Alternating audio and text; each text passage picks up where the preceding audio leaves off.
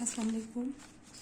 आज का lecture number 49 exercise 2.23 chapter number 2 random variable and probability distribution. Suppose that x and y have the following joint distribution. The x and the y is, the x value is 20 and 30 and the y value is 10, 20, 40 and 80 and its joint probability distribution is given in this table. This is the joint probability distribution. Clear? हमने ये find करना है। इस question में two parts हैं। First part is X and Y are independent. The next is expected value of x, expected value of y, expected value of x plus y and the expected value of x and y।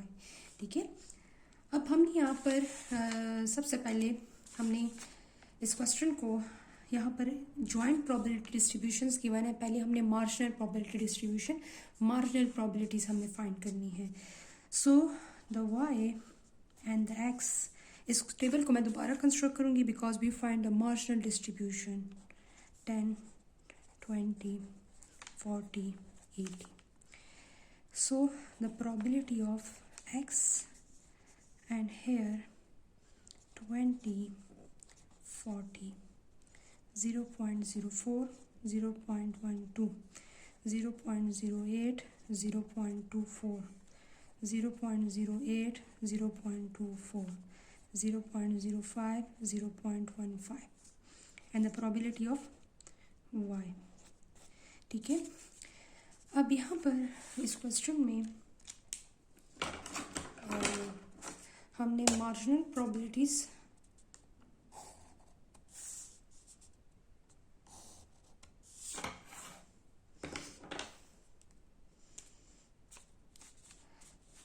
अब आपके पास आप इन सब को सम करेंगे ना तो 20 पे आपके पास मार्जिनल प्रोबेबिलिटी आ जाएगी। आप इन सब को सम करेंगे तो आपके पास मार्जिनल प्रोबेबिलिटी ऑफ x आ जाएगी। ठीक है, सो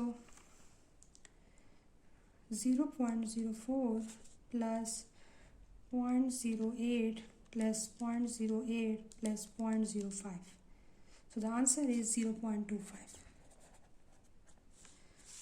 नेक्स्ट हम करेंगे 0.12 plus 0.24 plus 0.24 plus 0.15, 0.75 and 0.75 plus 0.25 अगर मैं इसको ऐड करती हूँ तो sum of all the probabilities always equal to 1। Clear? अब आप इसको ऐड करेंगी तो 10 पे हमारे पास प्रोबेबिलिटी ऑफ y आ जाएगा 0.04, 0.16, 0.08, 0.24, 0.32, 0.08 plus 0.24, the answer is 0.32। Same values है हमारे पास और यहाँ पर 0.05 plus 0.15, so the answer is 0.2। ठीक है, अब हमारे पास this is the marginal probability, this is the marginal probability and sum of all the probability. अब देखते हैं कि इसका सम जो है 1 आता है कि नहीं। इसका सम 1 नहीं आता, इट्स मीन मैंने कैलकुलेशन मिस्टेक की होगी। ठीक है, 0.16 प्लस 0.32 प्लस 0.32 प्लस 0.21, देखिए मेरे पास 1 आ रहा है, इट्स मीन मेरी कैलकुलेशन बिल्कुल ठीक है। ठीक है, अब आपने क्या फाइंड करना है? सबसे पहले हमने फाइंड करना है कि expected value are X and Y are independent.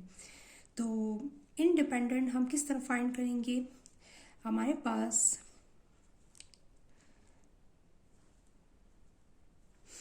Independency के लिए अगर आपको याद हो तो हमारे पास एक फर्स्ट पार्ट है X and Y independent. X और वाई इंडिपेंडेंट है कि नहीं है? तो अगर आपको याद हो तो मैंने आपको ये कहा था कि X and Y is equal to F of X and F of Y. अगर ये हमारे पास इनकी प्रोबेबिलिटीज़, इन सब दोनों का प्रोडक्ट जो अगर इसके इक्वल आता है तो ये हमारे पास क्या है? ये हमारे पास इंडिपेंडेंट होगा। ठीक है, इंडिपेंडेंसी के लिए आपने ये चेक करना है। अगर आपके पास एक्स और वाई, अगर आपको क्वेश्चन में कहें कि एक्स और वाई इंडिपेंडेंट है कि नहीं है, तो हमारे पास क्या है? एक्स और वाई हमारे पास f probability of f of x f of y, इन दोनों का प्रोडक्ट जो होगा एफ ऑफ एक्स वाई के इक्वल आएगा कि नहीं आएगा। तो हमने क्या करना है, अब हमने यहाँ पर कोई भी आप इस टेबल में से कोई भी एक्स और वाई की वैल्यू उठा लें और यहाँ पर आप इसको लिख कर लें। ठीक है, फॉर एग्जाम्पल मैं फर्स्ट वन के लिए करती हूँ, X equal to 20 and Y is equal to 10, the answer is 0. इसकी प्रोबेबिलिटीज क्या है, ज्वाइंट डिस्ट्रीब्यूशन फंक्शन। मैं यहाँ पर पहले एक्स और वाई की वैल्यू पुट कर लेती हूँ। पहले फर्स्ट वैल्यू एक्स की वैल्यू 20 ली है और वाई की वैल्यू मैंने 10 ली है। ठीक है, तो हमारे पास 20 and 10, so f of x y 20 and 10 and f of x f of y f of 20 and probability of 10। so हमने यहाँ पर इसको सॉल्व करना है। ठीक है, इसको किस तरह सॉल्व करेंगे, अब हमने इसकी वैल्यूज की पुटिंग करनी है कि ये हमारे पास वाकई में इक्वल आता है कि नहीं आता। तो हमारे पास x 20 है और y 10 है, तो आंसर क्या आ रहा है 0.04। 0.04 इसका आंसर है 0. इसकी ज्वाइंट डिस्ट्रीब्यूशन फंक्शन मैंने टेबल से उठा ली है, तो x 20 और y 10 पे 0.04। आप यहाँ ये भी वैल्यू ले सकती हैं, x 20 y 20 ये वैल्यू भी ले सकती है, x 20 y 40 ये वैल्यू भी ले, आपकी मर्जी है, इसमें कोई रिस्ट्रिक्शन नहीं है। ठीक है, अब f20 पे प्रोबेबिलिटी क्या है, अब आप देखें f मेरे पास क्या है, probability function, this is the probability of 20, ये x20 की प्रोबेबिलिटी ये है 0.025 और x40 की प्रोबेबिलिटी है वो 0.75 है। ठीक है, तो मैं यहाँ पर क्या करूंगी, मैंने यहाँ पर x20 और y10 लिया है, तो यहाँ पर मैं मार्जिनल में 20 और y10 की प्रोबेबिलिटी इन दोनों को मल्टीप्लाई करूंगी। तो यहाँ पर x20 की प्रोबेबिलिटी क्या है 0.25 multiply by y is equal to 10, तो y इज इक्वल टू 10 पे हमारे पास प्रोबेबिलिटी क्या है, y 10 मैंने लिया है, तो y 10 की प्रोबेबिलिटी क्या है 0.16।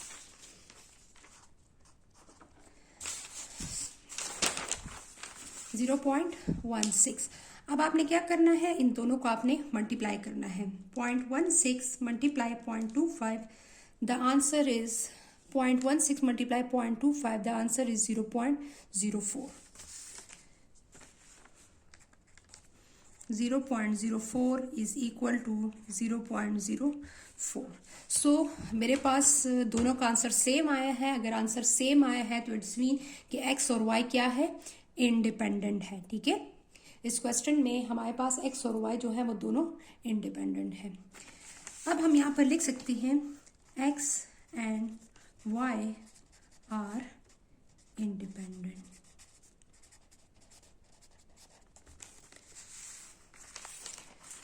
सो expected value of x find करेंगे, आप पार्ट 2 फाइंड करेंगे, expected value of y find करेंगे और फिर ये दोनों जो है ये हम according to the properties find कर लेंगे। So expected value of x, first write the formula of the expected value of x।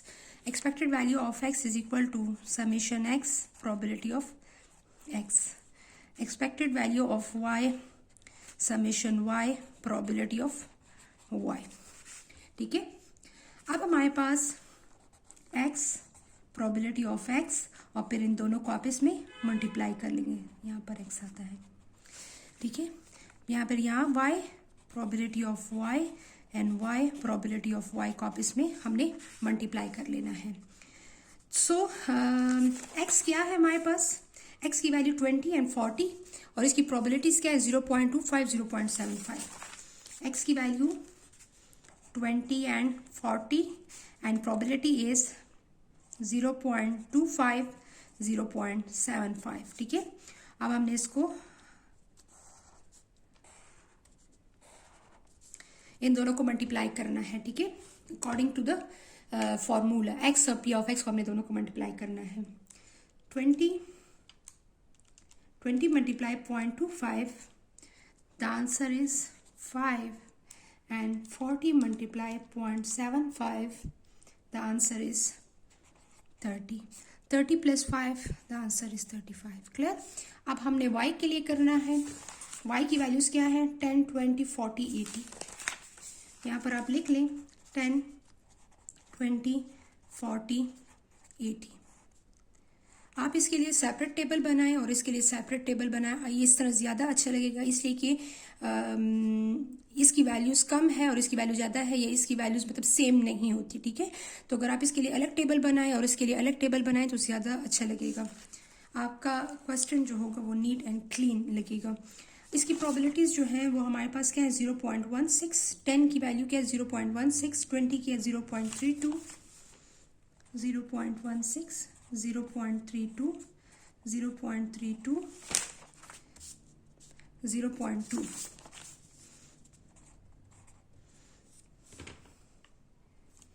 इन दोनों को आपने मल्टीप्लाई करना है।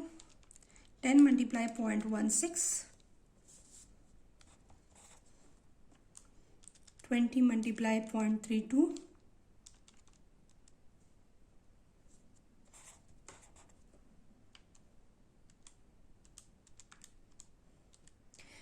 0.32 multiply by 40 and 80 multiply 0.2, the answer is 16. So आप इसको सम कर लें। ये पहले मैंने तीनों को दोनों को चार वैल्यूज़ को आपस में मल्टीप्लाई किया और फिर इसके बाद 1.6, 6.4, 36.8,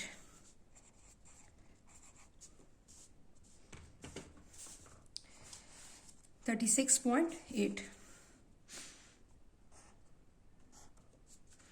So expected value of x is equal to summation x probability of x, summation x and probability of x का आंसर क्या है 35, and expected value of y का आंसर क्या है हमारे पास summation y probability of y is equal to 36.8.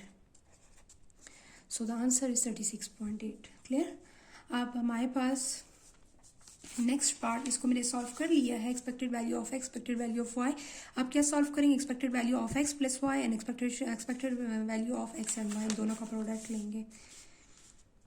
अब हमारे पास नेक्स्ट पार्ट है expected value of x plus Y, expected value of X and Y. अब हमें पता चल गया कि एक्स और वाई जो है वो क्या है इंडिपेंडेंट है, ठीक है। तो अगर आपको क्वेश्चन में गिवन नहीं है कि एक्स और वाई इंडिपेंडेंट है कि नहीं है, तो अगर क्वेश्चन में मेंशन नहीं है तो आपने क्या करना है, आपने इसको पहले इस तरह आपने फाइंड करना है। कोई भी आपने एक्स और वाई दो वैल्यूज़ लेके आपने एक ही वैल्यू पे आपने इसको फाइंड करना है कि हमारे पास एक्स और वाई इंडिपेंडेंसी के लिए हम इस तरह चेक करते हैं, ठीक है। इसके बाद एक्स और वाई अगर इंडिपेंडेंट है तो एक्स हमारे पास expected value of x plus expected value of y के इक्वल आएगी। तो expected value of x plus y किसके इक्वल आएगा, expected value of x plus expected value of y के इक्वल आएगा। तो एक्सपेक्टेड वैल्यू ऑफ एक्स मेरे पास क्या है, एक्सपेक्टेड वैल्यू ऑफ एक्स है 35, एक्सपेक्टेड वैल्यू ऑफ वाई जो हमारे पास है वो क्या है 36.8। सो 36.8 and 35, 36.8 multiply 35, 1288, नहीं प्लस है, मैंने मल्टीप्लाई किया है, यहाँ पर मिस्टेक हो गई थी मुझसे, मल्टीप्लाई किया है, मल्टीप्लाई इसमें नहीं करना दूसरे में करना है, सॉरी, आपने इसको प्लस करना है 35 plus 36.8, the answer is 71, so the answer is 71.8, ठीक है, द आंसर इज 71.8।